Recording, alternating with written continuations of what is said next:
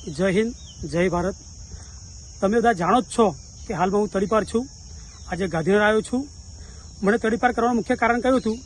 પંચમહાલ જિલ્લાના સરકારી અધિકારીઓ અને જે વ્યક્તિ મને ખાસ હેરાન કરે છે, કઈ રીતે હેરાન કરે છે? કાયદાકીય રીતે પોલીસનો દુરુપયોગ કરીને, સામી છાતીએ નહીં, પીઠ પાછળ જે વ્યક્તિ મને હેરાન કરે છે એ વ્યક્તિ જાણી ગયેલો કે જે બી સોલંકી જો શહેરામ હશે અને આઝાદ હશે તો મનરેગાનું કૌભાંડ બહાર પાડશે, જે રીતે દાહોદમાં બહાર પડ્યું છે તેવી રીતે।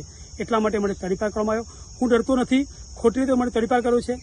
મને આ લોકો તડીપાર નહીં પણ પાછા કરવામાં આવે, લેન્ડ ગ્રેબિંગ કરવામાં આવે। મને આ લોકો 302, 376ના કોઈ બી ખોટા ગુના મારી પર દાખલ કરે ને તો પણ હું ડરતો નથી, ડર્યો નથી, ડરવાનો નથી।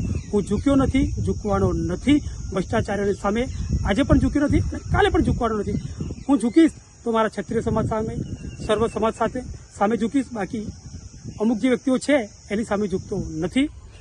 આજે મુખ્યમંત્રી શ્રી કચેરીમાં હું આવ્યો હતો, રજૂઆત કરી હતી લેખિતમાં કે જેવી રીતે દાહોદમાં મનરેગાનું કૌભાંડ કરોડોનું બહાર પડ્યું છે, એવી રીતે જો પંચમહાલ જિલ્લાની અંદર જો ગાંધીનગર વિજિલન્સ દ્વારા તપાસ કરવામાં આવે, સ્થળ ચકાસણી પંચમહાલ જિલ્લાના દરેક તાલુકામાં, તો મનરેગાનું મોટું કૌભાંડ, ગુજરાત રાજ્યનું સૌપ્રથમ કૌભાંડ, અબજોનું કૌભાંડ પંચમહાલ જિલ્લાના દરેક તાલુકામાં બહાર પડે તેવું છે।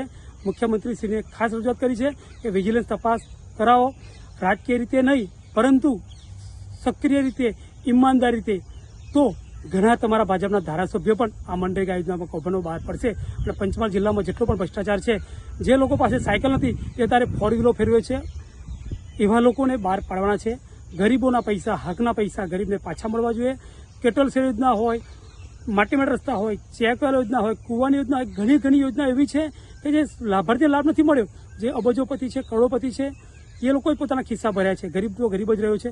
એટલા માટે મેં મુખ્યમંત્રીશ્રીને રજૂઆત કરી છે કે સ્ટેટ વિજિલન્સ દ્વારા પંચમહાલ જિલ્લામાં તપાસ કરવામાં નહીં આવે તો હું હાઈકોર્ટના દ્વાર ખખડાવવાનો છું। એટલે મુખ્યમંત્રીશ્રીને રજૂઆત કરી છે।